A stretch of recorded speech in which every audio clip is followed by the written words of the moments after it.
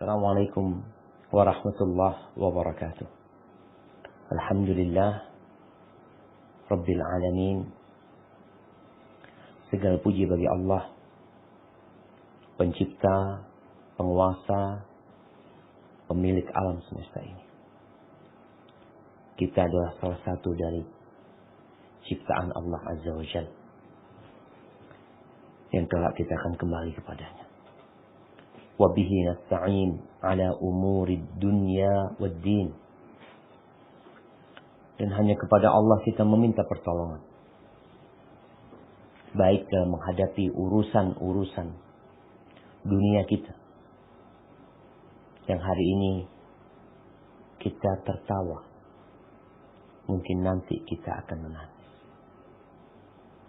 Yang hari ini kita mungkin bergembira, besok bisa jadi kita bersedih.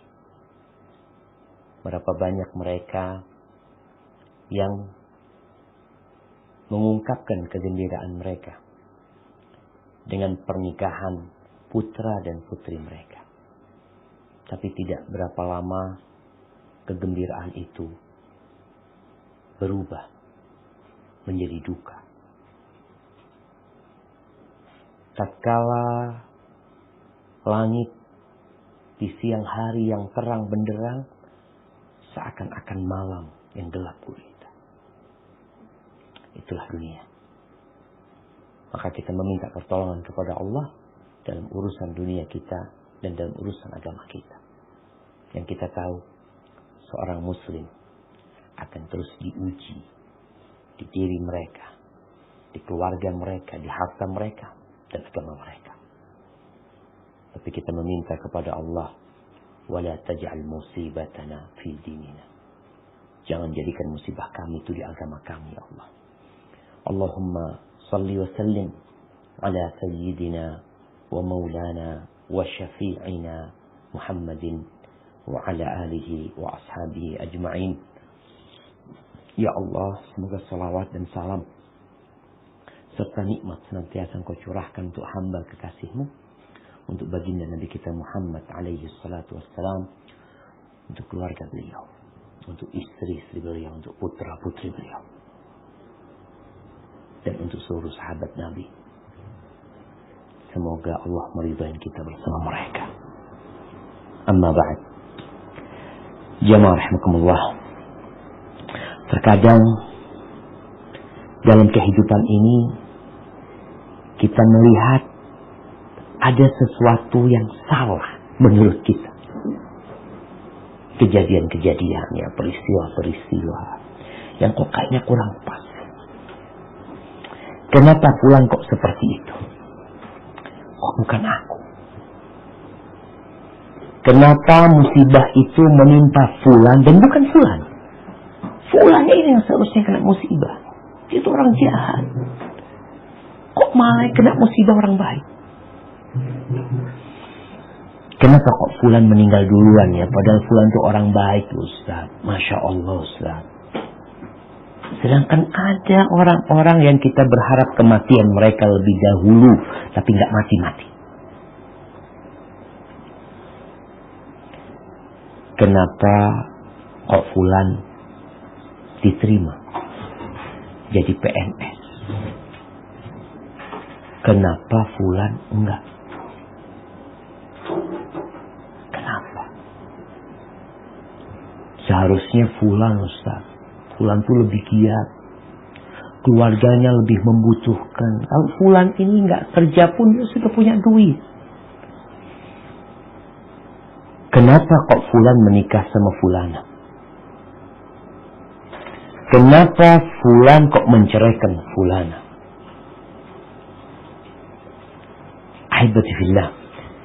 Jadi kalau kita memposisikan diri kita sebagai pengawas yang mengawasin kejadian-kejadian, mungkin engkau akan berpikir, oh itu kurang pas, seharusnya seperti ini. Tapi engkau siapa? Engkau siapa? Apakah pantas engkau di sebuah perusahaan? Ini ada perusahaan nih di Australia namanya. engkau di luar. Tahu-tahu engkau memberikan komentar, oh seharusnya seperti ini, seharusnya seperti ini, itu nggak boleh kayak gitu, nggak boleh kayak gitu. Engkau siapa? Maka kita harus tahu diri kita. Kita ini adalah makhluk. Keberadaan kita di muka bumi ini bukan karena keinginan kita. Kita tahu itu. Kita lahir, kemudian kita ada, kita besar, semua fasilitas diberikan kepada kita. Ada mentari yang terbit, ada bulan yang menghiasi, bersama bintang-bintang, ada pohon, ada sungai, ada laut, ada binatang-binatang, semua diberikan. Itu kita nggak pernah minta.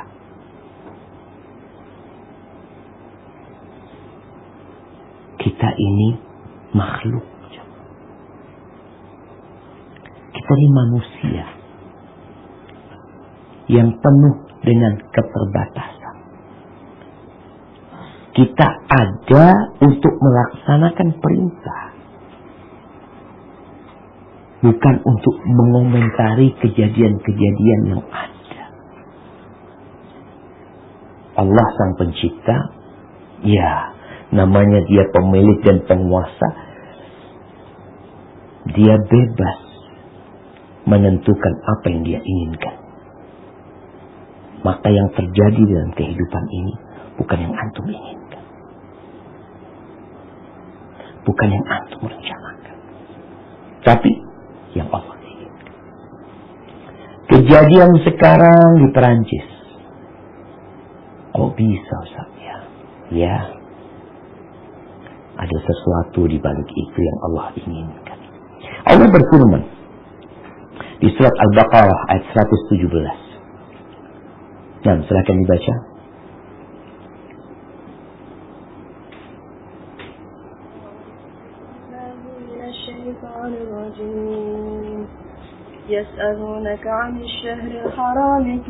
Ayat 117.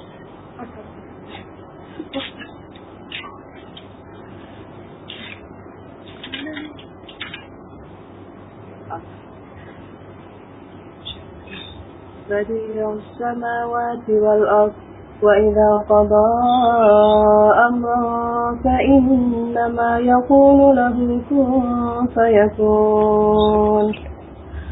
Allah pencipta langit dan bumi. Apabila Dia hendak menetapkan sesuatu, Dia hanya berkata kepadanya, jadilah, maka jadilah sesuatu itu. Jadi apa yang Allah kehendaki, Allah ingin menentukan sesuatu, Allah tinggal mengatakan kun. Jadi seluruh umat manusia tidak akan mampu untuk menentang apa yang Allah inginkan terjadi. Kadang-kala kita melihat ada orang-orang yang, ya Allah kesiannya, kita ingin fulan tuh hidup lebih panjang lagi, karena dia seorang ustaz, seorang yang memberikan banyak manfaat buat umat. Sedangkan ada fulan yang jahat, umurnya panjang ustaz. Fulan itu na'udzubillah sampai 90 umurnya. Padahal yang dikerjakan maksiat. Tapi fulan yang banyak berdakwah memberikan manfaat, belum 40 udah mati ustaz.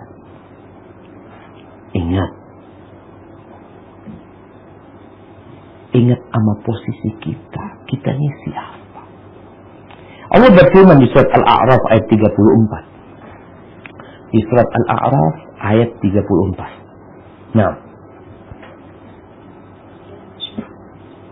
وَلِكُلِّ أُمَّةٍ أَجَلٌ فَإِذَا جَاءَ أَجَلُهُمْ لَا يَسْتَأْخِرُونَ سَاعَةً وَلَا يَسْتَقْدِمُونَ. Dan setiap umat mempunyai ajal atau batas waktu. Apabila ajalnya tiba, mereka tidak dapat meminta penundaan atau percepatan sesaat pun. Menunda nggak bisa, mempercepat nggak bisa. Sedangkan manusia itu diciptakan wa khuliqal insanu ajula. Kita tuh suka tergesa-gesa. Ketika kita berdoa, ya Allah Ustaz, karena udah banyak doa Ustaz, udah lama berdoa, tapi kok belum ada jawabannya. Tunggu. akan minta.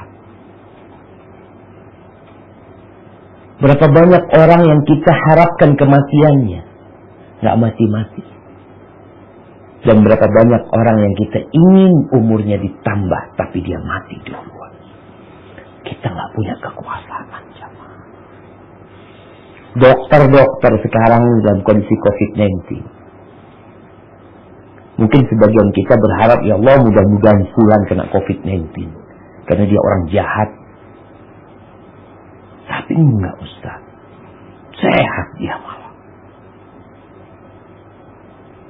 Ahibati fillah. Kita makhluk. Kita hidup ikut aturan. Kalau Allah menentukan sesuatu, nggak ada yang bisa protes. Nggak ada yang dapat merubah. Allah berfirman di surat Ar-Ra'd ayat 41. Surat Ar-Ra'd ayat 41.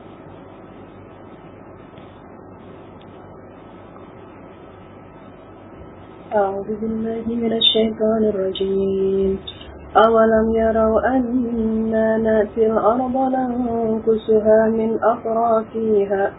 أطرافها والله يحكم لا معقب لحكمه وهو سريع الحساب. Dan apakah mereka tidak melihat bahwa kami mendatangi daerah-daerah orang-orang yang ingkar kepada Allah, lalu kami kurangi daerah-daerah itu sedikit demi sedikit dari tepi-tepinya. Dan Allah menetapkan hukum menurut kehendaknya. Tidak ada yang dapat menolak ketetapannya. Dia maha cepat perhitungannya. Barakallahu fiikum. Nggak ada yang dapat menolak hukum Allah SWT. Negeri-negeri yang dihancurkan ujung-ujungnya sama Allah. Dibuat kebakaran di sana. Kehancuran di sana. Kasih tsunami di sana. Kasih gempa di sana. Itu Allah Azza wa Jalla. La mu'aqqiba li hukmihi.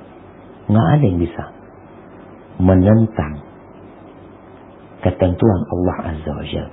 Ketika Allah menginginkan sebuah negeri gempa, yang satunya terkena tsunami, kira-kira siapa di muka bumi ini orang yang terkuat, negara terkuat yang dapat menolak peristiwa itu? Yang ada dilakukan manusia bersiap-siap menghadapi tsunami, bersiap-siap menghadapi gempa.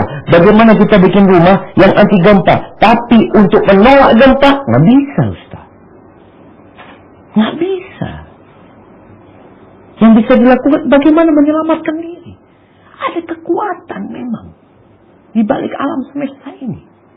Kita beriman dengan yang gaib. Maka tatkala kita melihat peristiwa-peristiwa dalam kehidupan ini, lalu pandangan kita mengatakan, kok kayaknya nggak seharusnya seperti itu. Ingat engkau siapa? Allah tuh nggak ditanya tentang apa yang dia lakukan. Kenapa ya Allah lakukan ini? Kita yang ditanya. Kita yang ditanya. Karena Allah menciptakan alam semesta ini dengan hikmah. Dengan ilmunya. Sedangkan kita dilahirkan dalam kondisi bodoh, nggak tahu apa-apa. Dalam perjalanan kita punya ilmu, nanti ilmu itu berkurang sedikit demi sedikit. Ada yang sampai habis ilmunya menjadi pikun manusia. Sedangkan Allah Azza wa Jalla, dia tahu dengan segala sesuatu. Sehingga Allah mempertegas. Allah tuh nggak ditanya tentang apa yang dia lakukan. Mungkin ada yang bertanya, Allah, kenapa sih Allah menciptakan COVID-19? Kenapa sih Allah menciptakan nyamuk ya? Kenapa sih Allah menciptakan lalat? Kenapa? Engkau yang ditanya. Apa yang kau kerjakan? Ketika Allah menciptakan lalat, pasti ada hikmah di sana. Nggak salah Allah menciptakan lalat. Kita melihat manusia hidup bersih. Dipaksa hidup bersih. Sama lalat. Kalau nggak ada lalat, bayangkan tidak ada lalat. Orang akan buang sampah sembarangan. Karena dia merasa nggak akan terganggu dengan lalat. Nggak ada lalat. Dia akan hidup kotor.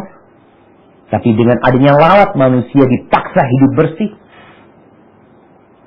Kemudian dokter dipaksa untuk berusaha, belajar ilmu untuk mengobati penyakit-penyakit yang disebabkan oleh lalat, nyamuk, engkau sebutkan nyamuk, engkau sebutkan ular, apa saja engkau sebutkan. Allah berfirman di surat Al-Anbiya ayat 23.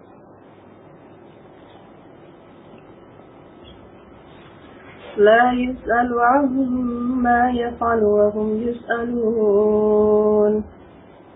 Ya Allah tidak ditanya tentang apa yang dikerjakan, tetapi mereka lah yang akan ditanya. Mereka yang akan ditanya. Mungkin sebagian kita nggak suka sama cabai. Ya Allah, nggak suka sama cabai. Berapa banyak orang ketika makan di restoran nggak pedes. Antum duduk tuh, ngomong nggak pedes. Tahu-tahu datang orang mengatakan, Mbak, cabainya 10. Itu mengatakan, subhanallah, Allah ciptakan aku nggak suka pedes, fulan suka pedes. Supaya kita tahu, ketika Allah menciptakan sesuatu, mungkin ada makanan yang kita nggak suka. Anak nggak suka Ustaz sama udang, Ustaz. Antum nggak suka, fulan suka. Pete, tahu pete? Ada jengkol. Di dunia ini ada makanan namanya jengki. Sebagian orang nggak suka, tapi ada yang suka. Sampai nggak bisa tidur kalau nggak makan jengki. Subhanallah, syallah. Ingat takdir Allah nggak ada yang salah. Ketentuan ciptaan Allah semuanya indah. Jadi balik itu, kalau engkau tidak tahu hikmahnya, pasti ada hikmahnya. Beriman dengan takdir Allah Azza wa Jal adalah rukun iman. Dalam hadis Jibril alaihissalam yang dia bertanya kepada Nabi alaihissalam, akhbirni anil iman, kabarkan kepada aku tentang iman. Lalu Nabi alaihissalam mengatakan, al-iman an tu'mina billahi wa malaikatihi wa kutubihi wa rusulihi wa bil qadari khairihi wa syarrihi wa an tu'mina bil yaumil akhir. Beriman kepada Allah, beriman kepada malaikatnya, kitabnya, rasulnya, hari akhir, dan beriman dengan takdir baik dan buruk. Kita harus beriman. Iya. Sebagaimana engkau beriman kepada Allah Azza wa Jalla sebagai Al-Khaliq, pencipta, yang memiliki sifat-sifat yang mulia dan nama-nama yang indah, engkau beriman, dan engkau yakin hanya Allah yang berhak disembah, maka engkau juga harus yakin dengan takdir Allah Azza wa Jalla, yang baik dan yang buruk. Iya. Kadangkala kita merasa takdir itu kok kurang pas sama kita. Engkau kan mengatakan, ya Allah, berapa banyak orang yang sedih dengan perceraian yang terjadi. Dia sedih, kok bisa ya cerai, padahal dua orang itu sangat selaras banget ya. Tapi Allah tentukan itu. Sebagai seorang mukmin, kau akan ditanya, apa sikapmu terhadap takdir ini? Allah Azza wa Jalla berfirman di surat Al-Qamar ayat 49.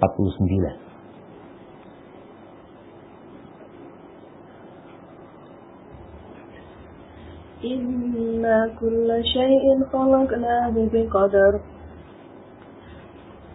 Maka rasakanlah azabku dan perintah. Bukan. Artinya sungguh. Ayat 49. Akan segala sesuatu menurut ukuran. Masya Allah jemaah. Hati-hati salah baca jemaah. Nah, inna kulla syai'in khalaqnahu biqadar. Segala sesuatu Allah ciptakan itu dengan ukuran. Bukan sembarangan. Antum lihat sekarang seorang tukang bangunan ketika dia membuat rumah tanpa ukuran yang jelas, kadang-kadang temboknya miring. Sedangkan Allah Azza wa Jalla menciptakan segala sesuatu dengan ukuran. Biqadar, dengan takdir Allah Azza wa Jalla. Nggak ada yang salah. Dulu ada orang mengatakan, ingat, rezeki itu bukan seperti sandal, mungkin tertukar. Nggak ada yang namanya tertukar rezeki itu. Sebagian orang mengatakan, ya Allah seharusnya ana yang dapat rezeki itu. Enggak. Seharusnya bukan engkau. Dia yang dapat. Loh kok bisa gitu? Buktinya dia yang dapat. Ketika engkau bilang seharusnya engkau tahu dari mana seharusnya engkau? Dan engkau siapa? Seharusnya ana yang menikahi fulana. Seharusnya engkau memang tidak menikahi fulan. Kenapa? Takdirnya fulan yang menikahi fulana. Engkau tidak pernah menikahi fulana. Kalau engkau berpikir ana lebih pantas, ya mungkin itu pikiranmu, tapi takdir Allah fulan yang pantas. Segala sesuatu dalam kehidupan diciptakan dengan ukuran. Kenapa fulan punya anak, fulan gak punya anak? Ustaz, fulan ini guru ngaji. Istrinya Masya Allah Ustaz. Hafid Quran, tapi gak dikasih anak Ustaz. Yang fulan, na'udzubillah. Masih ingat kejadian di Jakarta? Aborsi. Dalam 3 tahun, itu 32.000 kalau nggak salah yang diaborsi. Itu orang-orang ya Allah ya. Ada fulan yang kepingin banget punya anak nggak dikasih anak. Tuh pelacur, na'udzubillah, berzina langsung hamil. Allah ciptakan semua dengan ukuran. Ustaz, tuh Ustaz ya, orang-orang nggak beriman. Perempuan-perempuan mereka tubuhnya bagus-bagus ya Ustaz ya.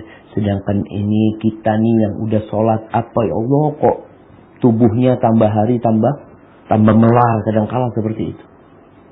Ya. Nggak ada yang salah ya. Semua Allah ciptakan dengan ukuran, dengan takdir. Tugas kita nanti kita bicarakan. Di surat Al-Ahzab ayat 38. Allah berfirman,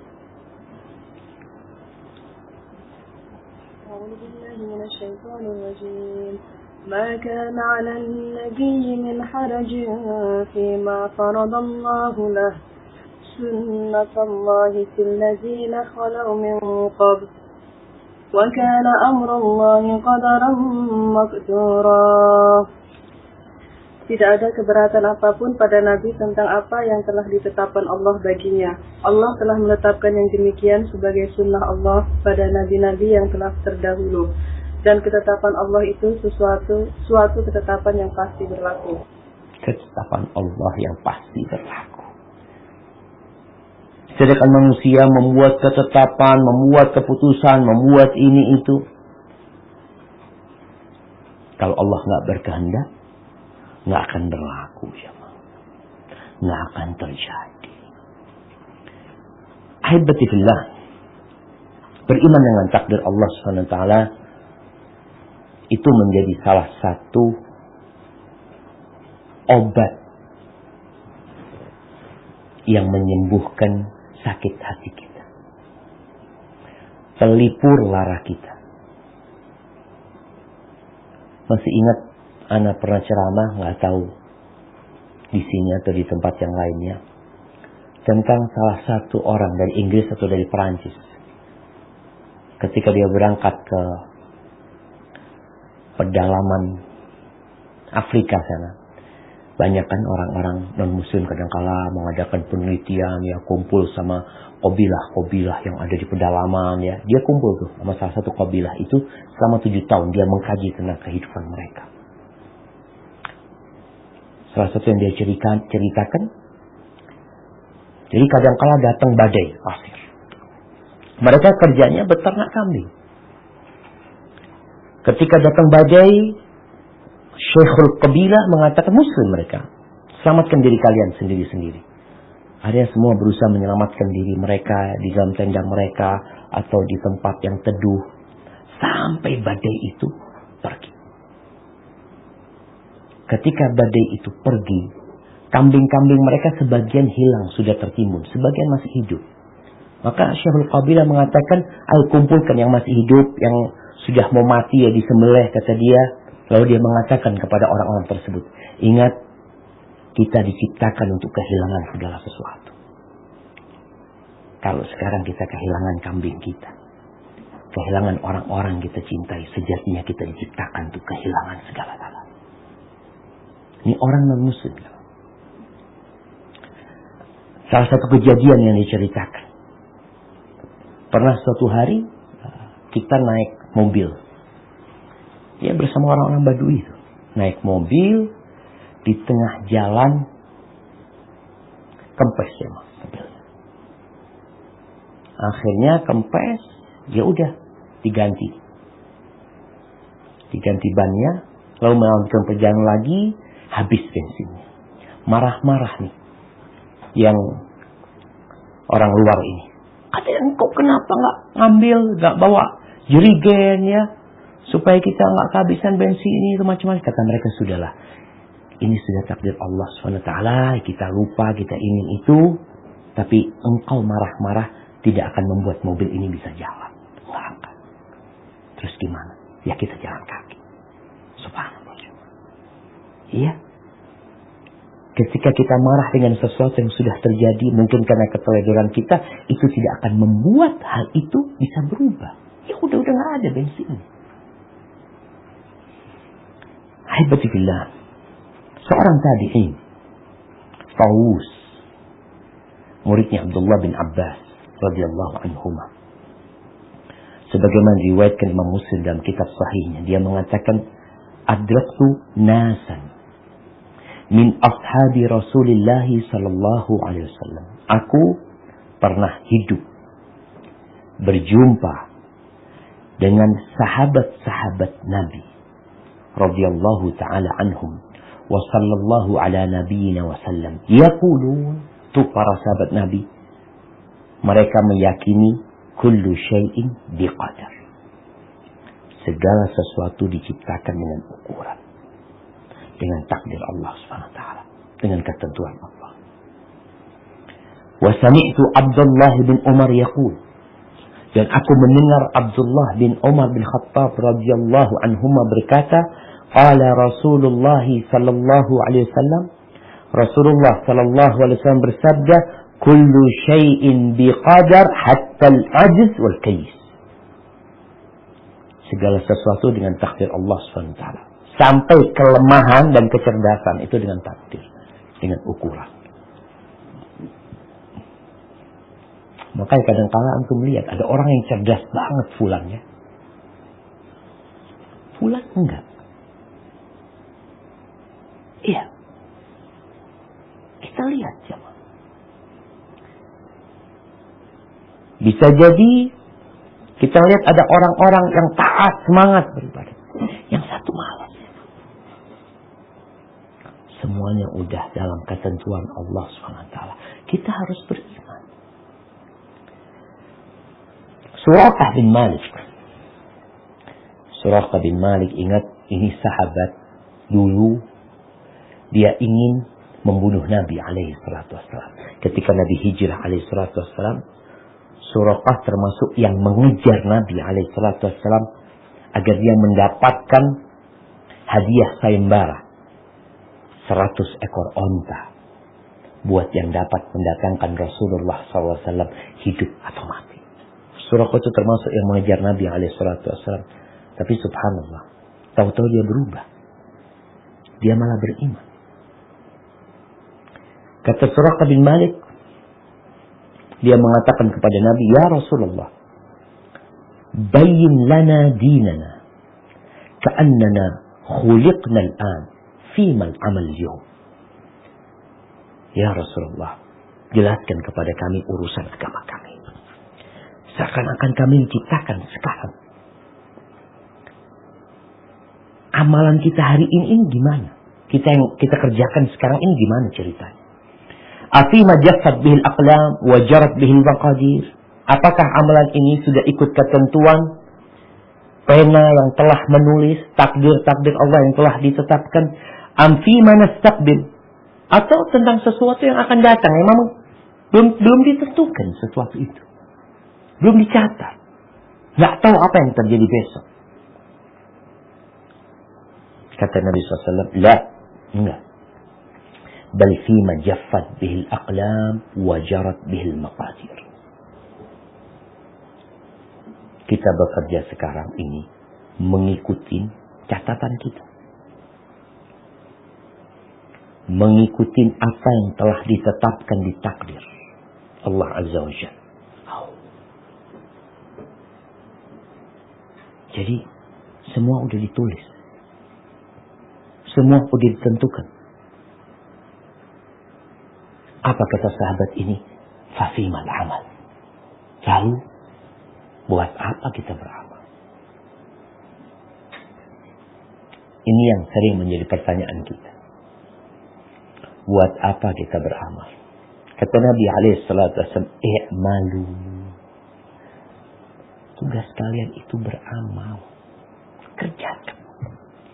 Fakullun muyassarun lima khuliqalahu. Semua akan dimudahkan sesuai dengan catatan dia. Dia diciptakan untuk apa?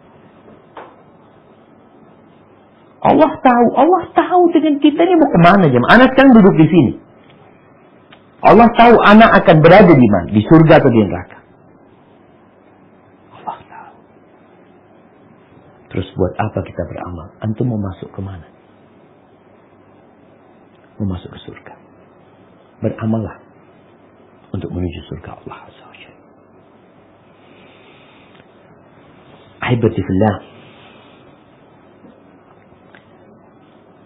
Sering kita mendengar orang-orang mengatakan, ya, jodoh, rizki, ajal, itu sudah ditetapkan. Ya, sahih. Kita bicara jodoh, udah ditetapkan. Terus tugas kita apa? Memilih. Engkau disuruh milih. Nabi SAW mengatakan, takhayyaru linutafikum. Kalian pilih istri-istri kalian. Kalian pilih. Nabi memberikan arahan, pilih yang kayak gini, pilih kayak gitu. Tungkahul mar'ali arba, perempuan dinikahin karena 4 hal. Nabi menjelaskan. Ini kalau kita bicara nggak ada yang salah. Nggak ada yang salah. Takdir Allah SWT. Tapi beliau menjelaskan kepada kita bahwa dalam kehidupan ini tugas manusia adalah beramal. Nabi sudah mengatakan i'malu. Kalian beramal. Semua akan dimudahkan sesuai dengan catatan dia. Ketika kita melihat fulana, ana menikah sama fulan, Ustaz, na'udzubillah, fulan ini jahat ternyata, Ustaz, boleh. Ya. Mungkin anti yang memang memilih dia. Kalau bicara seorang suami, tahu-tahu dia mendapatkan istri, na'udzubillah ya. Ada istri-istri yang ya mungkin dia nggak taat sama suami. Dia suka bermain sama laki-laki. Nabi SAW mengatakan tunkahul mar'ali arba. Perempuan dinikahin karena 4 hal. Limaliha, walihasabiha, walijamaliha, walidiniha. Yang pertama dikarenakan hartanya. Karena kan keturunannya. Karena kecantikannya. Yang keempat karena agamanya. Udah nih. Udah tahu kan? Nabi udah menjelaskan. Terus, kau ingin bahagia? Iya Ustaz.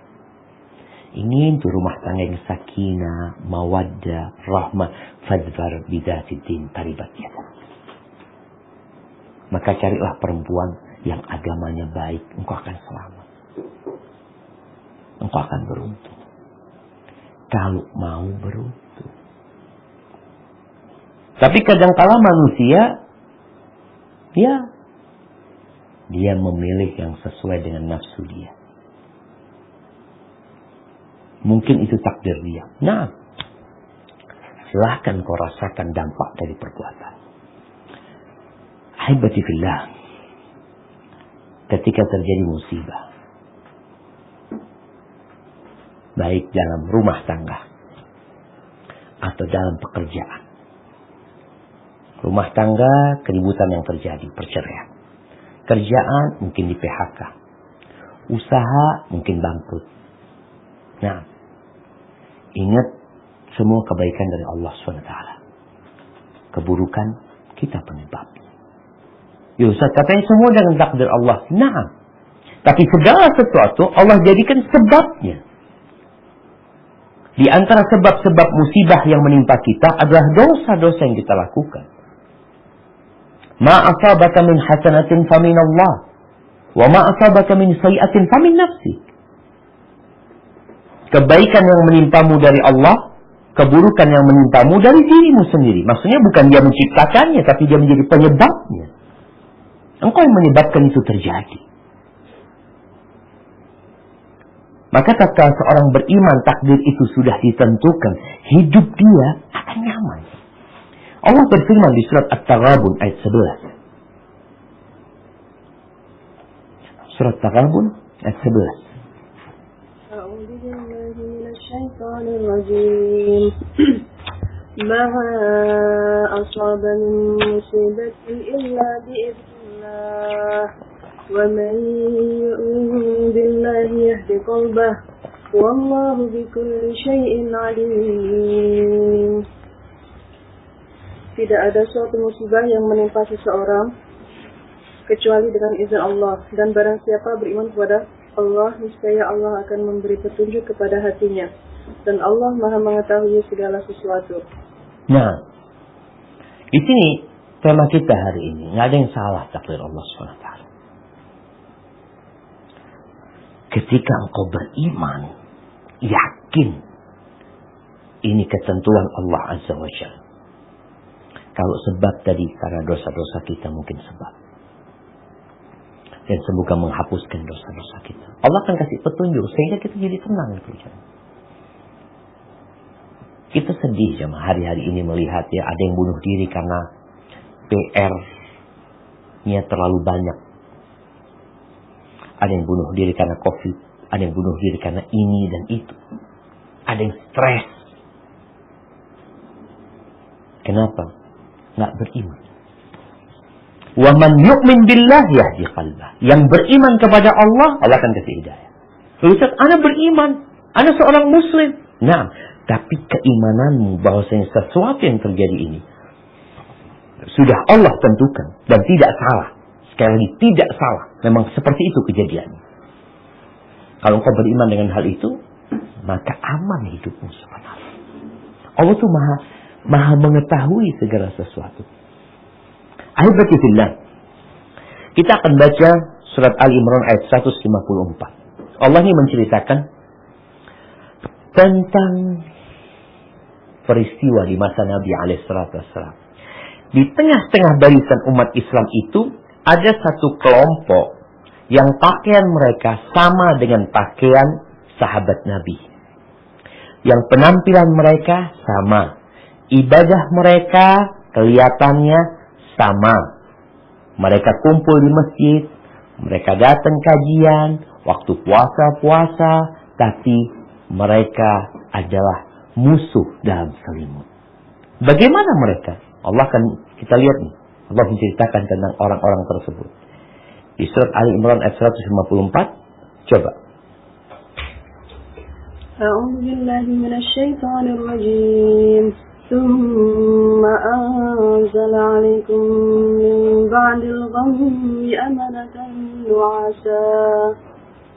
من بعد الغم أمنة نعاسا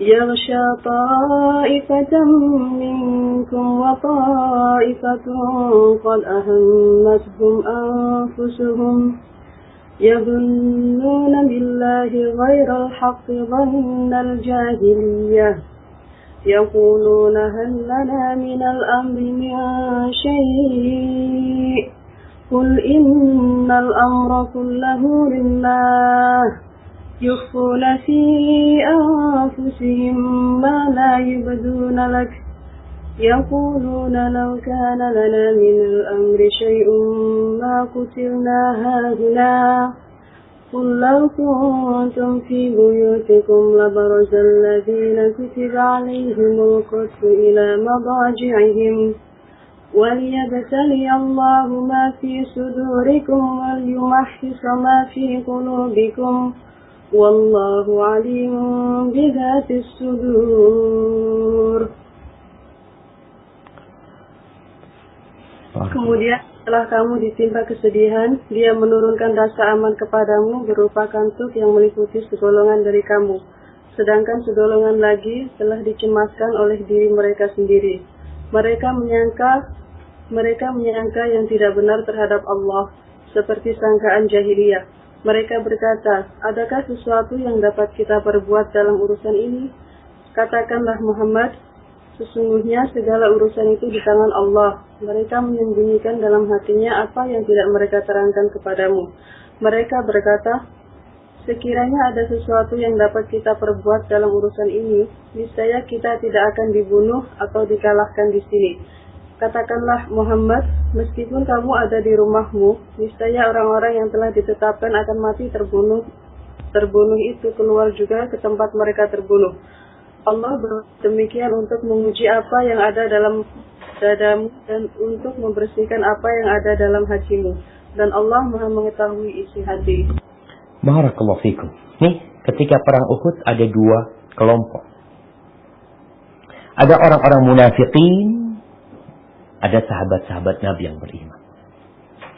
Sedangkan orang-orang munafikin, mereka suudzon sama Allah. Mereka menyangka dengan prasangkaan jahiliyah. Mereka nggak beriman dengan takdir Allah Azza wa Jalla. Bahkan mereka mengatakan, kalau kita nggak ikut perang tadi, kalau orang-orang itu pada di rumahnya, nggak bakalan mati mereka. Seakan-akan mereka hendak menyalahkan Rasulullah SAW dan para sahabatnya yang memilih untuk keluar dari kota Madinah. Kenapa? Karena memang ada dua pendapat ketika perang Uhud. Ada yang berpendapat kita bertahan di dalam kota Madinah. Dan itu juga pendapat Nabi SAW untuk bertahan di dalam kota Madinah. Tidak berangkat ke medan perang di Uhud. Tapi sebagian sahabat, dan mereka lebih banyak di kalangan kaum pemuda, kita hadapin mereka di Uhud. Selesai perang, kalah umat Islam. Kalah. Meninggal 70 lebih dari sahabat Nabi radhiyallahu ta'ala anhu. Ada hikmah di sana. Rasulullah SAW terluka. Di sini orang-orang munafikin mengatakan, oh kalau kita nggak keluar tuh nggak bakalan mati tuh orang-orang ini gara-gara nggak ikut pendapat kita. Subhanallah. Allah sebutkan, kalau sudah Allah tetapkan orang-orang itu mati di tempat perang itu, walaupun mereka di rumahnya, mereka bakal keluar. Bakal keluar ke tempat itu. Makanya berapa banyak kejadian jemaah kita lihat. Ada satu orang yang mengatakan, aku ingin mati di Mekah. Nggak ingin aku mati di luar kota Mekah. Subhanallah. Itu keinginan manusia. Tapi ternyata dia matinya di Pakistan. Di masa tua dia sakit. Dan dibawa berobat keluar Mekah. Mati di luar Mekah. Karena sejatinya semua Allah ciptakan dengan kadar. Dengan ketentuan Allah Azza wa Jalla.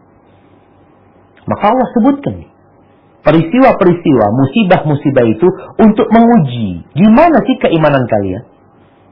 Kita nih sekarang kalau lagi duduk bersama nih ibu-ibu nih di Australia duduk bersama ngaji, seakan-akan semuanya beriman.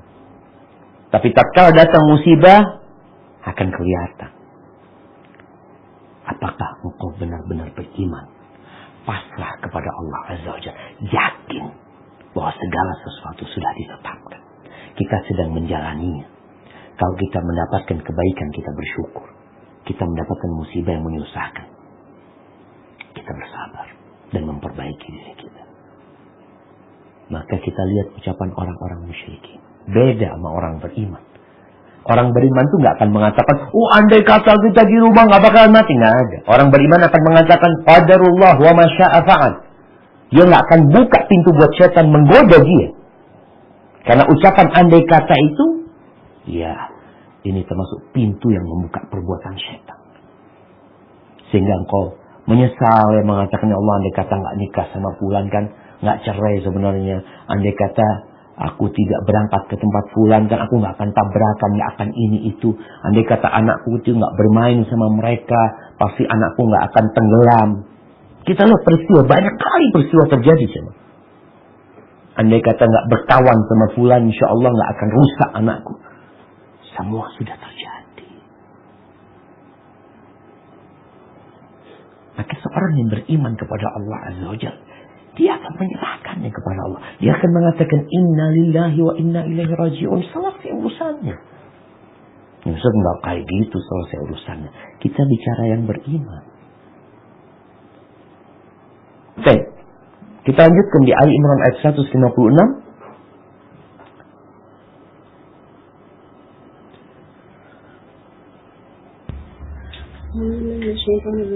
يا أيها الذين آمنوا لا تكونوا كالذين كفروا وقالوا لإخوانهم إذا ضربوا في الأرض أو كانوا غزا لو كانوا عندنا ما ماتوا وما قتلوا ليجعل الله ذلك حسرة في قلوبهم والله يحيي ويميت wallahu bima ta'maluna basir.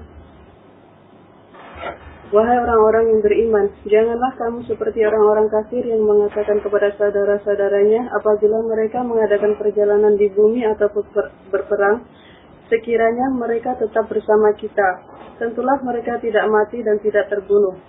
Dengan perkataan yang demikian itu karena Allah hendak menimbulkan rasa penyesalan di hati mereka. Allah menghidupkan dan mematikan, dan Allah Maha melihat apa yang kamu kerjakan.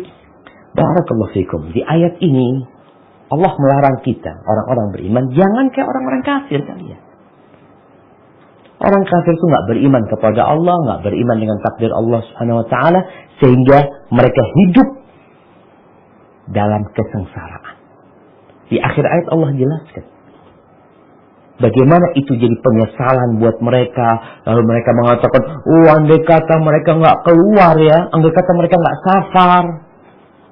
Kadang-kala kejadian ada kapal yang jatuh, andai kata dia nggak ikut ya, subhanallah, kan nggak mati, nggak akan terbunuh. Beda sama orang beriman.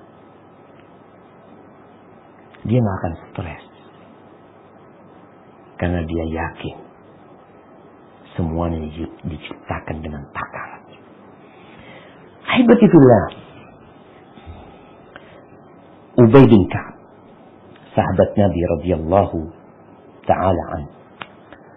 Dia mengatakan, innallaha law azzaba ahla samawatihi wa ahla ardihi la'azzabahum wa huwa ghairu zalimin lahum. Subhanallah. Sesungguhnya Allah Azza wa Jalla, jikalau dia mengazab seluruh penduduk langit dan bumi, maka Allah mengazab mereka tanpa Allah melakukan kezaliman sebenarnya.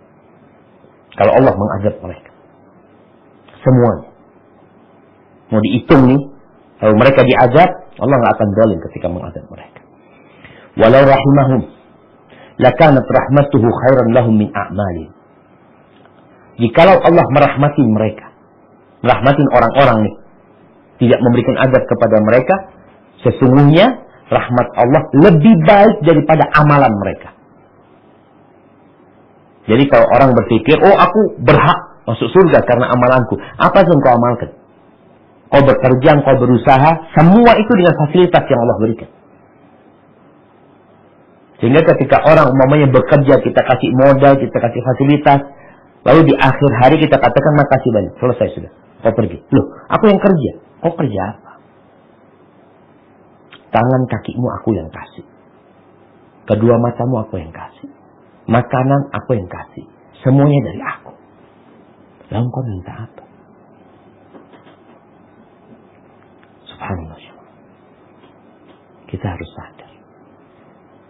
Kalau Allah merahmatin kita, rahmat Allah itu lebih mulia daripada amalan kita. Walau anfaqta mithla Uhudin dhahaban ma qabilallahu minka. Andai kata engkau bersedekah, berinfak segunung Uhud emas, enggak akan diterima darimu hatta tu'mina bil qadar, sampai engkau beriman dengan takdir. Wa ta'lam, dan engkau tahu, engkau mengetahui annama asabaka lam yakun liyukhti'ak wa ma akhta'aka lam yakun liyusibak. Sampai engkau meyakini bahwasanya apa yang menimpamu memang nggak akan meleset dari dirimu. Ya udah, yang sudah menimpamu tidak akan pernah meleset. Dan apa yang meleset dari dirimu, memang itu ketentuan Allah, nggak akan menimpamu. Nggak ada yang salah gitu. Oh, seharusnya yang kena rumahnya Fulan. Seharusnya yang kena anak, kok Fulan yang kena? Ya memang seperti itu yang Allah inginkan. Nggak ada yang meleset. Walau mitta ala ghairi dzalika lakunta min ahli nar. Kalau engkau mati tidak dalam keyakinan ini dengan takdir Allah SWT, maka engkau akan jadi penghuni neraka karena keimananmu tidak benar.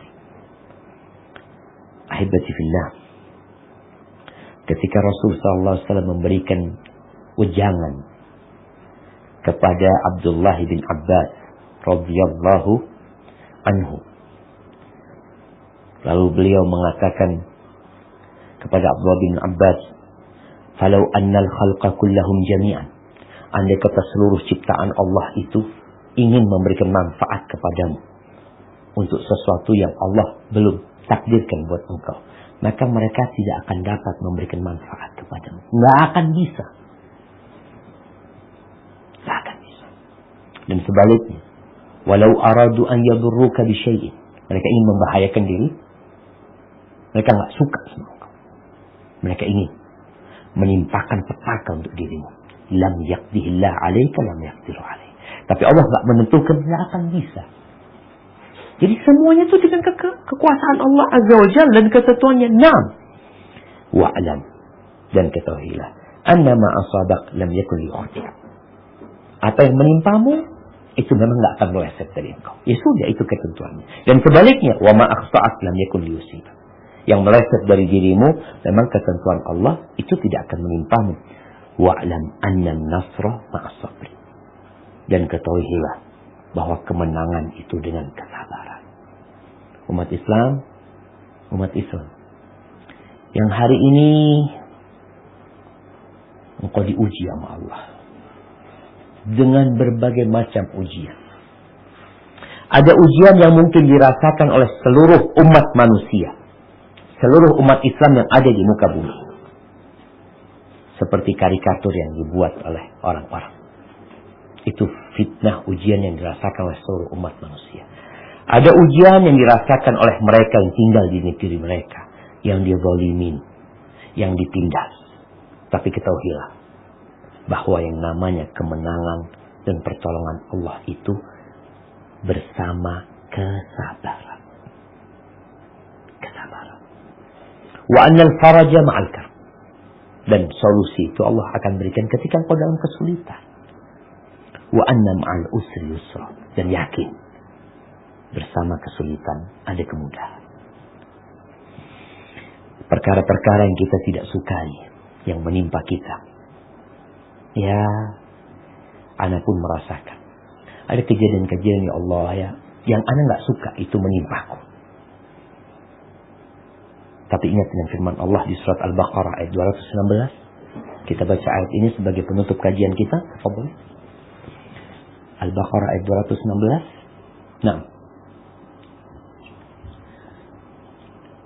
كتب عليكم القتال وهو كره لكم وعسى أن تكرهوا شيئا وهو خير لكم وعسى أن تحبوا شيئا وهو شر لكم والله يعلم وأنتم لا تعلمون.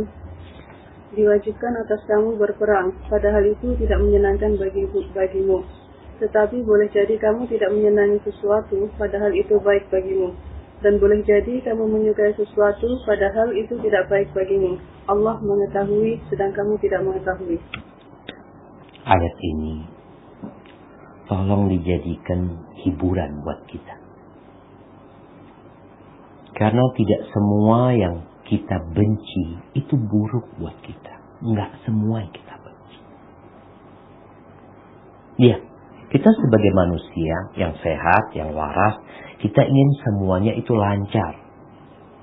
Semuanya nyaman. Kita nggak ingin sakit.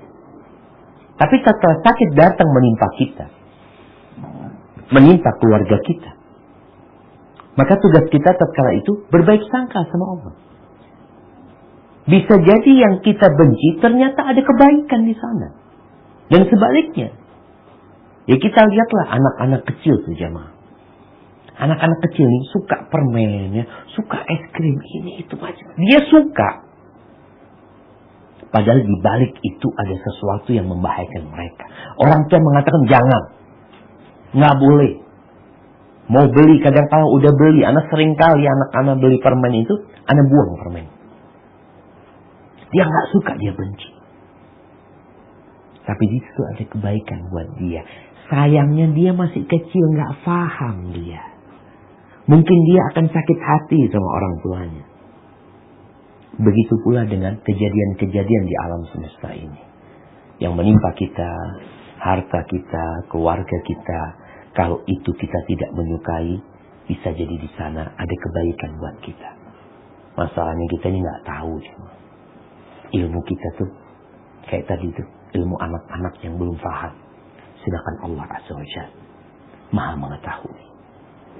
Tugas kita, serahkan sama Allah dan lanjutkan perjalanan hidup ini. Takdir Allah tak salah. Barakallahu fikum. Dan itu yang bisa kita kaji pada kesempatan kali ini. Kurang-lebihnya mohon maaf. Mungkin kita masuk ke sesi tanya jawab. Nah, tafadhal. Assalamualaikum Ustaz. Waalaikumsalam warahmatullahi wabarakatuh. Ahlan wa sahlan. Nah, tafadhal. Sydney Ustaz. Siap. Tadi Ustaz bilang yang kita lakukan di dunia ini semuanya itu menyesuaikan sama takdir kelak, menyesuaikan ketetapan yang sudah ditetapkan Allah. Tapi gimana sama orang yang santri, Ustaz, ibadahnya luar biasa, di akhirnya ajalnya dia murtad, Ustaz. Nah. Jazakallah khair. Barakallahu fikum. Jamaah ya, kalau dengar cerita kayak gitu, kita jadi takut. Ingat Rasul sallallahu alaihi wasallam ketika beliau banyak berdoa mengatakan ya muqallibal qulub tsabbit qalbi ala dinik. Lalu sahabat mengatakan ya Rasulullah atakhafu alaina. Apakah engkau takut sama kita nih yang sudah beriman kepadamu, yang sudah mengikutimu? Apakah engkau takut? Kau khawatir sama kami? Qala na'am. Iya, kata Nabi SAW. Beliau mengatakan tidak ada hati manusia melainkan ada di antara jemari-jemari Allah Azza wa Jalla. Yuqallibuha kaifa yasha. Allah bolak-balikkan sekehendak Allah Subhanahu wa taala. Makanya tadi cerita kita melihat ada orang ya yang Masya Allah ya, hidupnya itu penuh dengan ketaatan, rajin ibadah, tapi akhir hayatnya na'udzubillah murtad dan mati dalam kondisi murtad. Dan yang menjadi ukuran standar orang itu baik atau tidak, itu bukan dalam prosesnya, tapi ending cerita dia.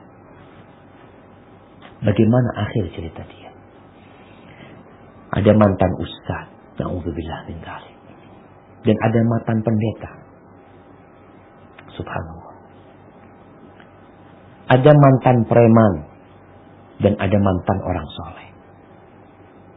Seperti ini kehidupannya. Terus kok bisa itu terjadi? Ya bisa aja.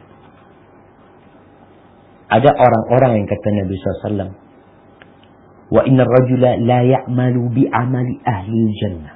Ada orang yang beramal dengan amalan penghuni surga. Taat, saleh, fima yabdu linnas.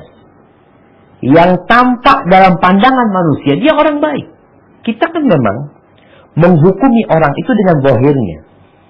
Tadi ukhti yang bertanya itu kan, dengan zahirnya dia melihat, ini orang baik Ustaz. Orang soleh, orang taat, tapi na'udzubillah, matinya murtad. Yang tampak buat anti dia orang baik. Di balik itu, wallahu a'lam. Kita nggak tahu bagaimana hati dia. Ketika kita bicara keimanan, Iman itu ucapan dan perbuatan. Ucapan hati dan perbuatan hati. Ucapan hati itu adalah keyakinan dan percaya dengan penuh ketundukan kepada Allah. Ini ucapan hati. Amalan hati, tawakal, takut sama Allah, kembali kepada Allah. Itu amalan-amalan hati. Bergantung sama Allah. Ini nggak ada orang yang tahu. Siapa yang tahu? Ya orang itu aja sama Allah Azza wa Jalla. Iman itu juga ucapan lisan dan perbuatan lisan serta perbuatan raga. Kalau bicara ucapan lisan, kita tahu dia bersyahadat asyhadu an la ilaha illallah asyhadu anna Muhammad rasul. Jadi beriman dia dengan ucapan tersebut. Hukum kita buat dia beriman. Hati dia kita nggak tahu. Yang kedua, ucapan lisan berzikir ya. Orang itu baca Quran, istighfar, Masya Allah.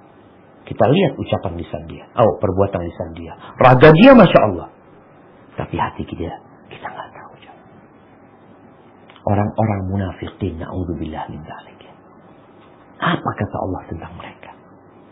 Wa idza ra'aitahum tu'jibuka ajsamuhum. Kalau engkau melihat mereka, engkau akan takjub dengan penampilan mereka, menakjubkan mereka jemaah. Wa in yaqulu tasma' liqaulihim. Kalau mereka ngomong, engkau akan dengarkan omongan mereka. Ka'annahum khusyubum musannada. Mereka itu seperti kayu yang kokoh tapi bersandar, jemaah. Kayu ini enggak ada akarnya sebenarnya. Dia itu nempel ke tembok. Kelihatannya kokoh besar, padahal dia itu sebenarnya kalau didorong jatuh. Dan itu yang menakutkan, jemaah. Kita ini apakah benar-benar beriman? Yang ditakutkan, kita ini seperti kayu tadi, enggak ada akarnya kita. Ada godaan sedikit ya. Sampai waktu itu kajian apa ya? Ada seorang yang mengatakan kawannya itu nggak percaya sama Allah. Kenapa? Karena dia ketika dapat musibah dia mengatakan Allah nggak hadir. Subhanallah. Karena dia berpikir pemberian Allah itu hanya harta. Hanya itu pemberian Allah. Ini orang nggak. Kita di keimanannya tidak didasarkan ilmu dan keyakinan kepada Allah SWT. Maka cerita tadi yang disebutkan itu membuat kita harus takut dan selalu mengevaluasi diri kita. Karena bagaimana akhir kehidupan kita nggak tahu. Kemudian pentingnya kawan, pentingnya lingkungan ya. Ada orang-orang yang lemah keimanannya. Tatkala dia di lingkungan yang nggak baik, tahu-tahu dia langsung murtad. Na'udzubillah min dzalik. Hada wallahu a'lam bissawab.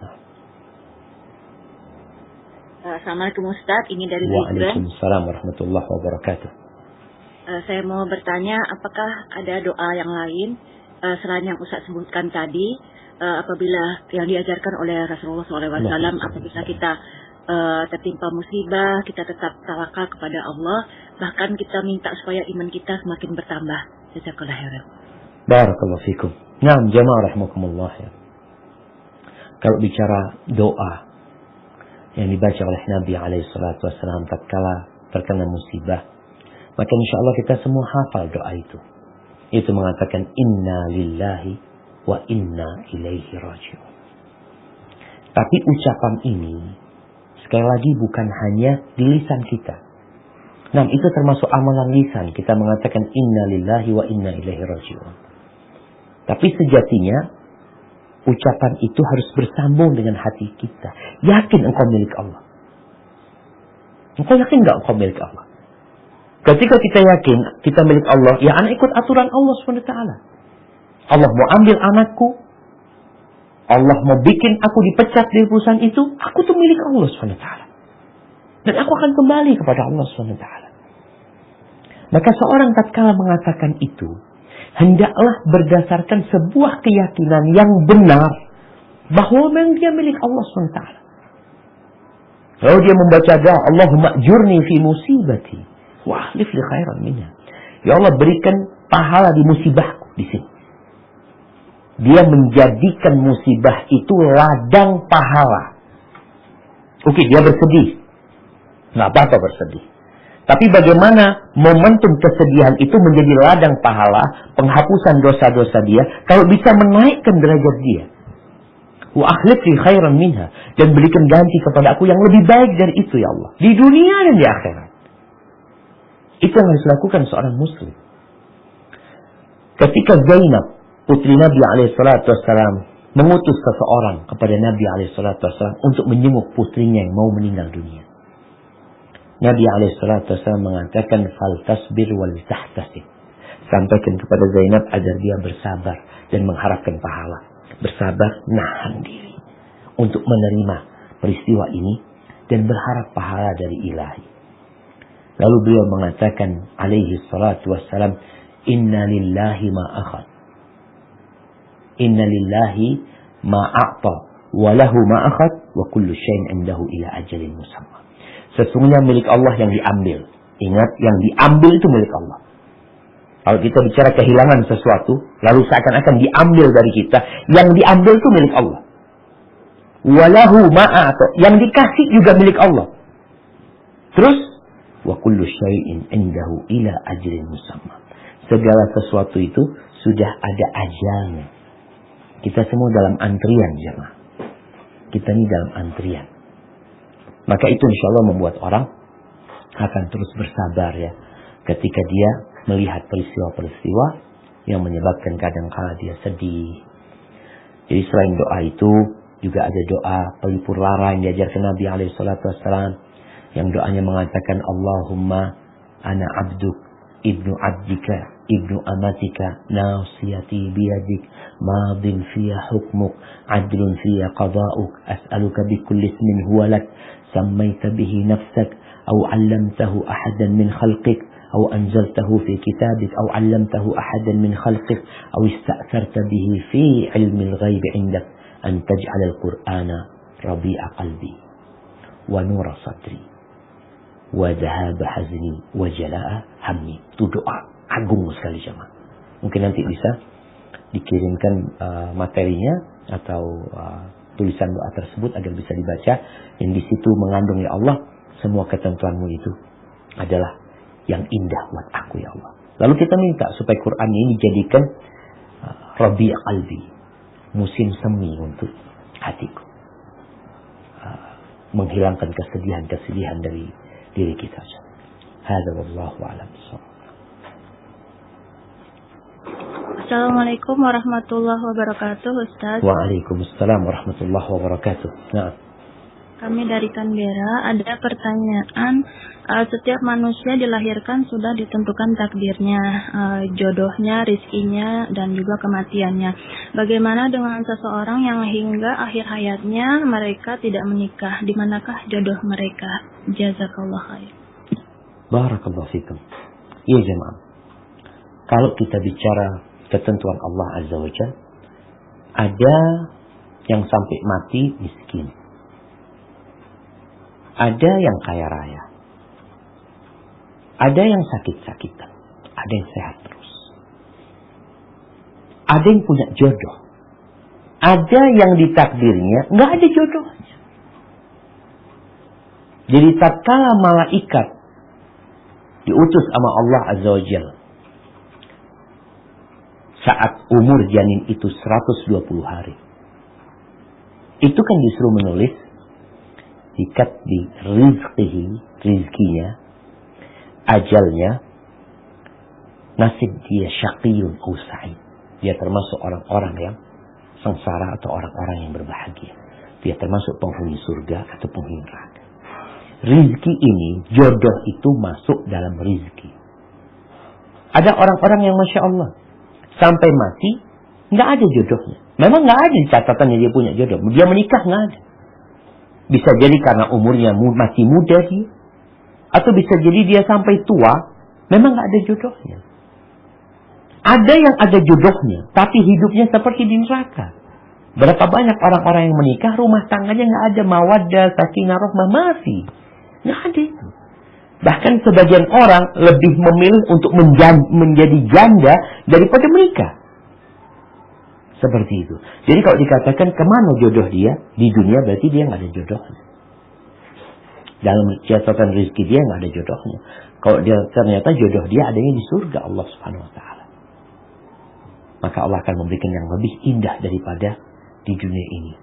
Kalau bicara jodoh di akhir sana, wa azwajun mutahharah, pasangan-pasangan yang suci, yang bersih. Kalau dia perempuan, dia akan ada jodohnya nanti di sana. Apa yang dia inginkan dia akan dapatkan, jemaah. Hadza wallahu a'lam bissawab. Ya, Assalamualaikum Ustaz. Waalaikumsalam warahmatullahi wabarakatuh. Tafadhal, barakallahu fiik. Mau tanya, ketika qada dan qadar itu kan sudah ditentukan, tapi kita sebagai manusia itu bisa memilih gitu. Jadi seperti ketika kita pergi gitu ke suatu tempat, kemudian diberitahu bahwa di suatu tempat itu bahayalah, ada penyakit atau apa, kita menghindar. Apakah itu bisa dikatakan kita bisa memilih takdir? Artinya nasib kita itu adalah sesuatu yang sesuai dengan pilihan kita sendiri gitu. Hanya kita tidak tahu nanti endingnya itu bagaimana gitu. Itu bagaimana kita, boleh nggak kita bilang seperti itu? Masya Allah. Dan barakallahu fikum. Ya jemaah. Jadi berkaitan dengan takdir ini, kita itu disuruh beramal, disuruh berusaha. Tadi kita kasih contoh dengan menikah. Menikah itu pilihan. Engkau disuruh milih, bahkan Nabi SAW disuruh milih, pilih yang seperti ini, pilih yang seperti itu. Kalau tadi dikatakan seorang yang berangkat ke sebuah tempat, lalu di tempat itu ternyata ada mara bahaya, dia disuruh milih melanjutkan perjalanan atau pulang. Karena manusia dikasih pilihan sama Allah SWT. Dan kita merasakan itu. Tatkala kita masuk ke sebuah restoran, engkau duduk di sana, engkau ditanya, engkau mau apa? Engkau ditanya. Engkau katakan, aku mau nasi rawon. Yang sebelahmu mau apa? Mau soto. Yang sebelah sana, aku mau gulai. Kok bisa seperti itu? Memang orang kasih kesempatan untuk memilih. Tapi endingnya nanti bagaimana Allah tahu. Dia akan milih apa? Allah tahu. Dan itulah yang dicatat. Sehingga manusia dalam kehidupannya tugasnya beramal, beriman dengan takdir Allah SWT. Engkau silahkan milih. Ketika orang mau kuliah, dia memilih engkau mau ambil kuliah apa. Kuliahnya 1, 2, 3, 4, 5. Tafadhal. Nanti di situ kita akan memilih. Wa ma tasha'una illa insya Allah. Tapi apa yang kalian kehendaki nggak akan terjadi kecuali Allah menghendaki. Ada orang yang ingin masuk, ada 5 kampus yang dia pilih. Dia mau ke Brawijaya, dia mau ke ITS, dia mau ke UI, dia mau ke ITB, dia mau ada beberapa kampus pilihan dia. Nanti ternyata dia diterimanya di ITS. Sebenarnya anak lebih cocok di UI, Ustaz. Engkau sudah memilih, engkau sudah berusaha, tapi takdirnya kayak gitu. Maka seorang kalau dikatakan memilih, ya Allah suruh dia memilih. Tapi kita beriman. Oh, saya semua sudah ditentukan sama Allah SWT. Tugas kita beramal. Sehingga tatkala apa yang kau pilih ternyata tidak sesuai dengan keinginanmu, engkau mengatakan, insya Allah lah ada hikmahnya di balik itu. Kemaksiatan dan ketaatan. Orang disuruh memilih. Ketika ada yang mengatakan, Ustaz, anak ini berbuat maksiat udah takdir Allah SWT. Kau beriman dengan takdir Allah? Iya. Apakah engkau beriman juga bahwa engkau menjadi penghuni neraka karena kau ditentukan dengan maksiat? Engkau mau? Oh enggak Ustaz, anak kepingin masuk surga. Subhanallah. Semua sudah ditentukan oleh Allah, tapi engkau disuruh memilih. Allah mengatakan, "Faman syaa falyu'min, wa man syaa falyakfur." Yang mau beriman silahkan. Engkau mau kafir silahkan gitu. Nggak dipaksa orang itu. Hadza wallahu a'lam bissawab. Nah.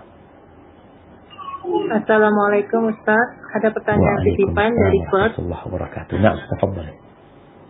Apakah meletakkan kotak uang di acara walimah nikah termasuk meminta-minta yang tercela sesuai dengan hadis yang katanya kalau di hari kiamat keadaan tidak ada di wajah potong daging pun. Barakallahu fikum. Nah, jamaah. Jadi kotak bukan kotak amal ya. Kalau yang di masjid namanya kotak amal. Kalau yang di walimah namanya kotak apa jemaah? Nah, rumah masa depan. Rumah masa depan. Baik, kalau dikatakan tergantung sebenarnya. Ketika niatnya memang saling membantu di antara mereka, itu menjadi budaya di antara mereka bahwasanya kita saling membantu saudara kita. Artinya dengan dikasih kotak itu, ya memang kita tahu walimah itu memerlukan biaya yang besar ya. Kesian dia kadang-kala memang bukan orang yang banyak uangnya umpamanya. Kemudian mereka membuka peluang di situ, karena memang nanti mereka akan bingung mau anak kasihkan kemana duitnya ini. Dan ada orang-orang yang mau membantu. Jadi bukan kita meminta, tapi kita membuka peluang bagi orang-orang yang mau memberi. Kalau kita pinta, jadi setiap orang dimintain, ayo engkau obat. Enggak, ini enggak. Yang mau tafadhol, yang enggak dipinta sebenarnya. Kalau memang seperti itu, insya Allah nggak ada masalah. Tatkala itu menjadi sebuah sarana untuk saling membantu kita sesama saudara kita. Ada orang-orang yang nggak mau, cuma Anda melihat. Namun akhirnya hal itu jadi nggak nyaman ya. Ketika datang orang di salaman sama tuan rumahnya, kasih amplop, ya Allah dilihat orang ya, dia mau bantu itu. Sudahlah, yang mau bantu fadhol bisa masukkan sana. Aku nggak perlu tahu siapa yang bantu. Yang jelas Allah tahu dengan apa yang kalian berikan. Semoga nggak masalah, tapi jangan maksa. Kalau sudah maksa, kadang-kala di beberapa tempat itu entah ya, akadnya itu apa akadnya memang hutang, sehingga ditulis.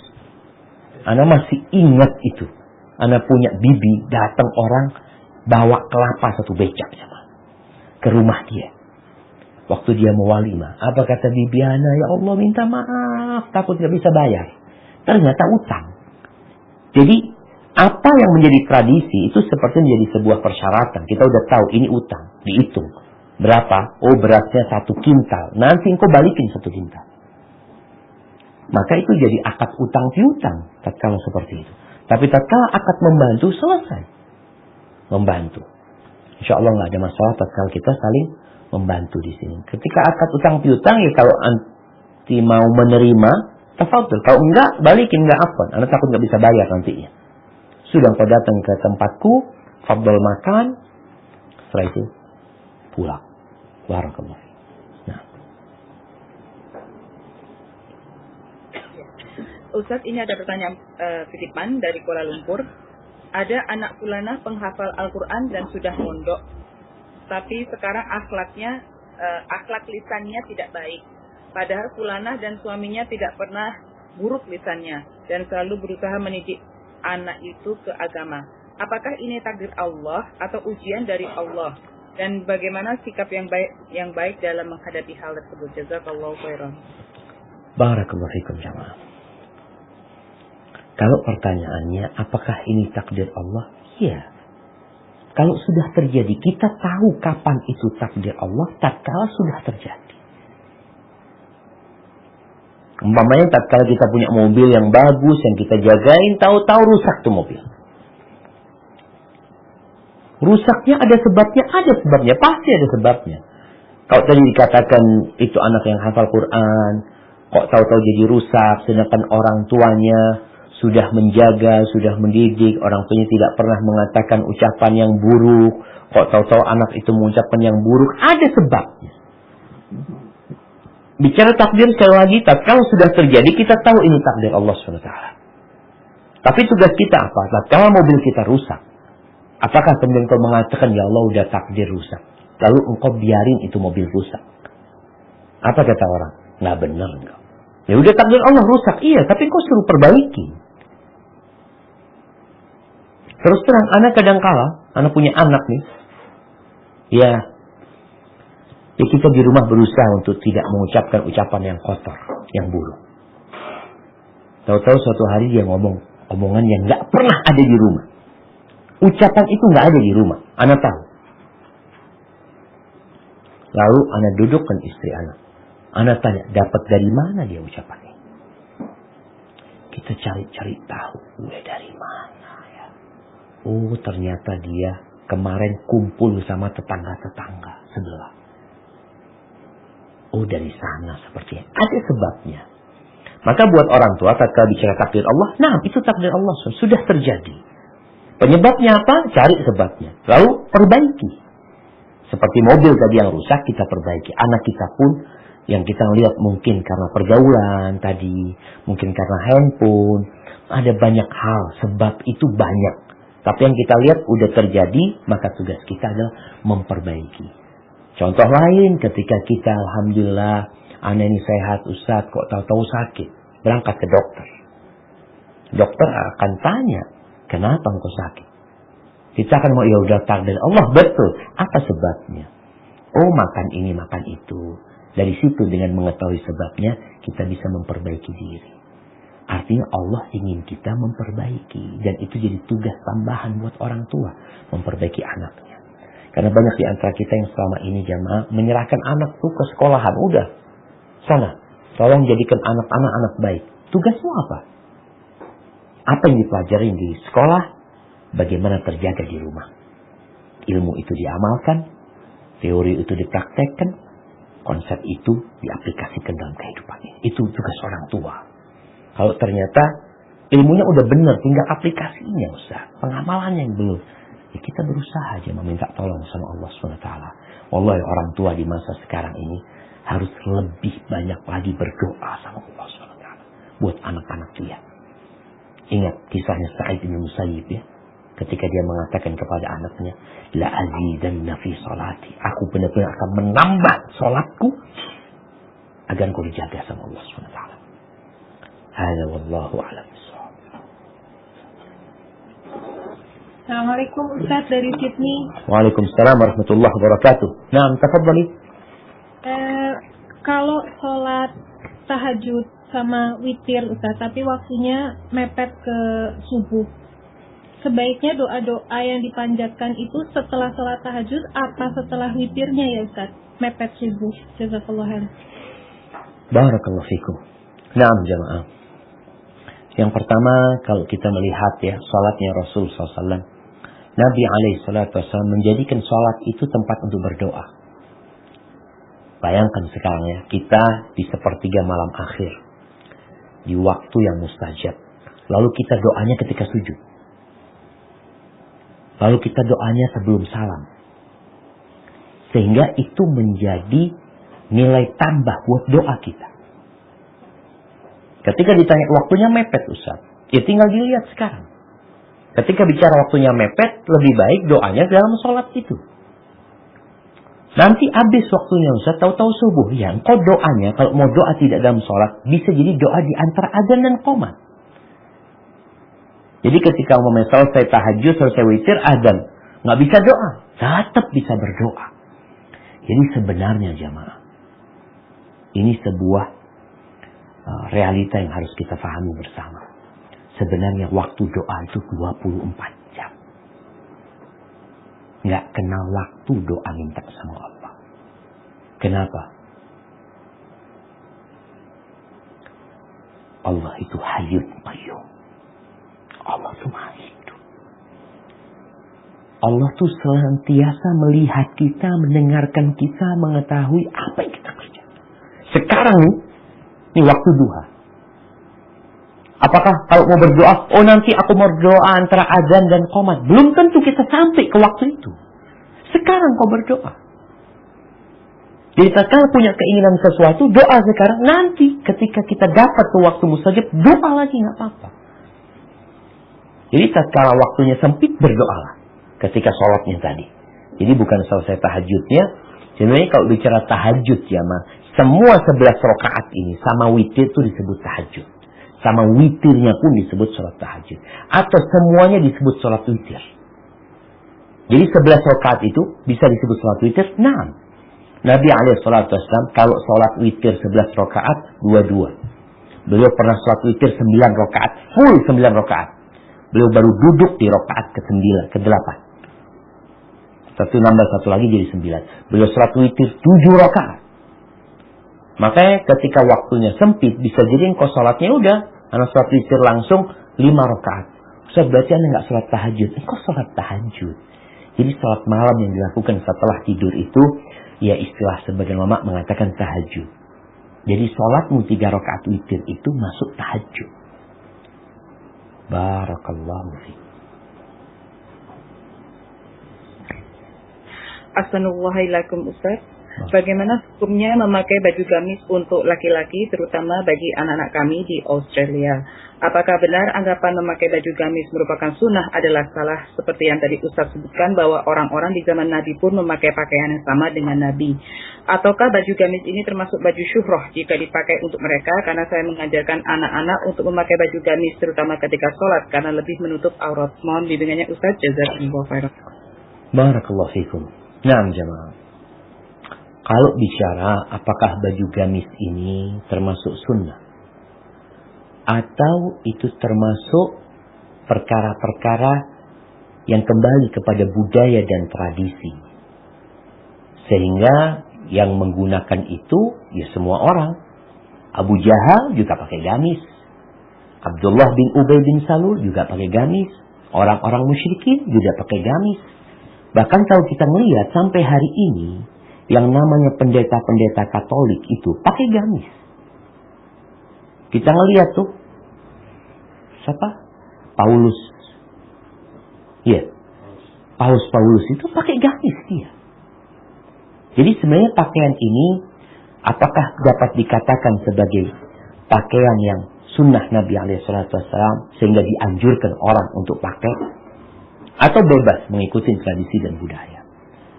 Ketika seorang pakai gamis karena ingin mengikuti Nabi SAW, di situ dia dapat pahala. Karena dia punya niat ingin mengikuti Nabi SAW. Nabi juga pakai sarung. Jadi ingat pakaian Nabi SAW bukan cuma gamis. Sarung pun pakai Nabi SAW. Bahkan beliau mengatakan termasuk pakaian yang paling sering dipakai Nabi itu sarung. Pakai sarung Nabi SAW. Seperti pakaian ketika ihram. Sarung sama selendang. Jadi, ketika kita bicara orang ini anak ingin menunjukkan Islam itu. Kalau pakaian ini menjadi identitas seorang muslim sekarang umpamanya. Jadi katakan enggak usah kiri, kalau dulu mungkin ya semua orang pakai baju gamis. Tapi sekarang ini menjadi identitas. Orang kalau pakai baju gamis itu muslim umpamanya. Kelihatan muslim sudah. Walaupun kalau di negara-negara Arab itu muslim dan non-muslim juga pakai sebenarnya seperti itu. Namun di luar itu menjadi identitas seorang muslim. Maka ini jadi identitas buat mereka umpamanya. Cuma kalau ternyata itu menjadikan syuhroh di tempat tersebut dan berdampak negatif, lebih baik ditinggalkan. Jadi mengikuti kondisi yang ada. Tapi tetap berangkat ke masjid ya, pakai gamis, dan mungkin di Australia itu orang nggak ada yang peduli saat ada yang pakai baju ya kayak gini yang lobang-lobang pakai ini, semuanya mereka pakai baju itu, nggak ada yang kemudian dilihatin sama orang, nggak ada. Memang seperti itu, sudah kita pakai gamis, apalagi itu menjadi identitas muslim umpamanya seperti itu, dan nggak ada masalah sebenarnya, asalkan tadi tidak menjadi pakaian syuhroh. Jadi pakaian syuhroh itu mungkin pandangan sebagian orang syuhroh, selainnya nggak syuhroh, tergantung kondisi dan tempat seperti itu. Barakallahu fikum. Pertanyaan terakhir ya insyaallah. Assalamualaikum Ustaz. Waalaikumsalam warahmatullahi wabarakatuh. Ahlan wa sahlan. Tafadhal. Khair. Alhamdulillah. Speech pan dari Canberra Ustaz. Masya Allah. Canberra lockdown lagi kayaknya. Iya Ustaz. Nah, tafadhal.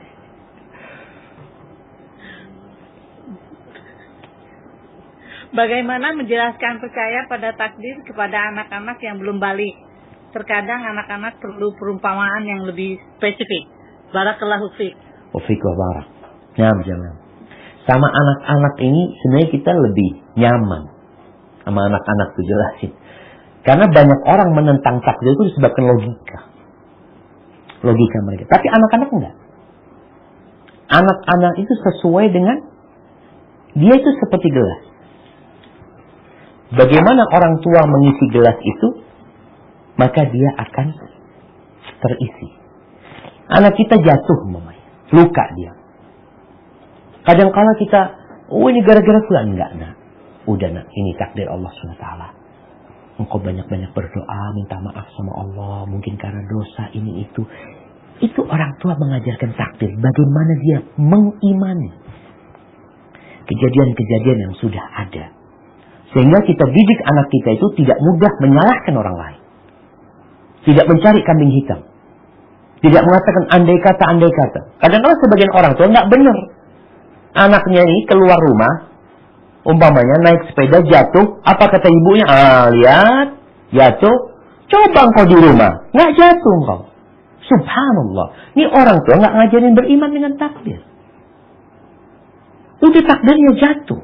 Maka bagaimana sekarang dia jatuh, tapi dia beriman dengan takdir Allah, peristiwa itu menjadi pelajaran buat dia.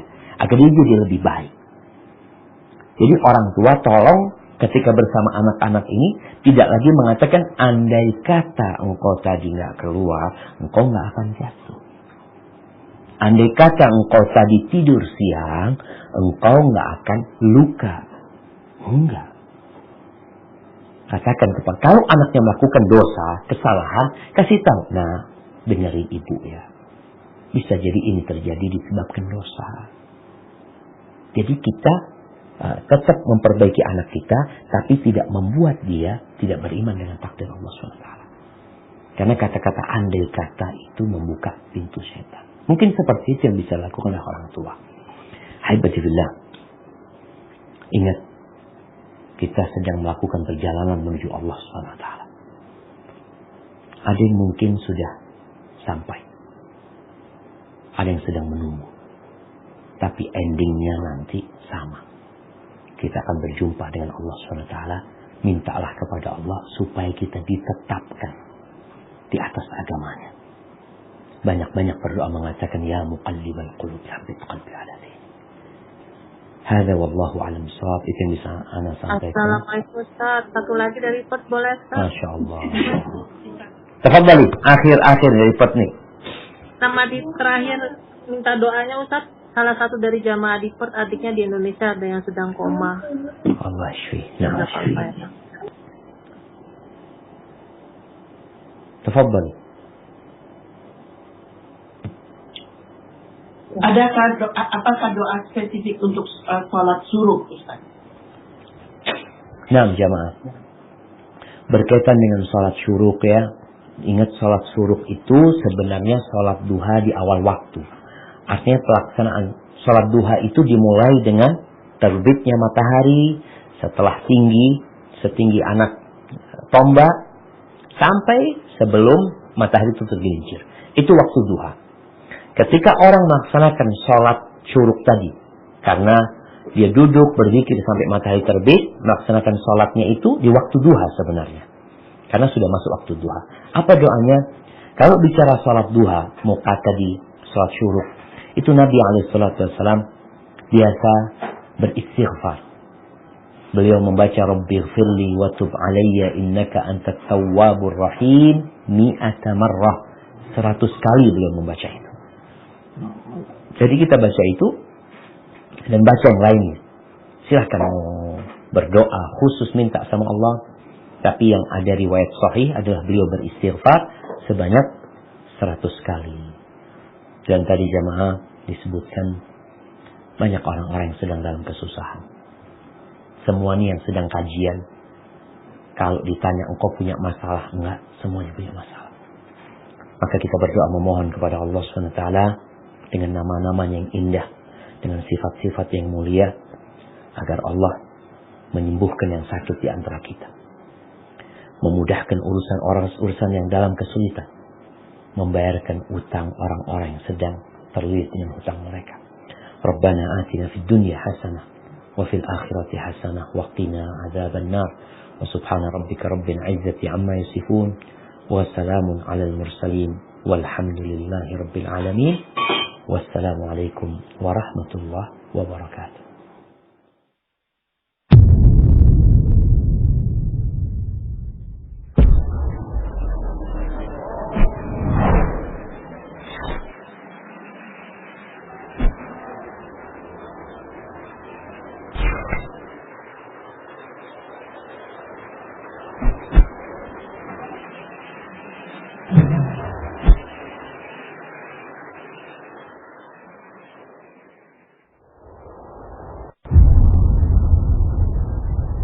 Klik tombol berikut untuk mendapatkan update ilmu yang insya Allah bermanfaat.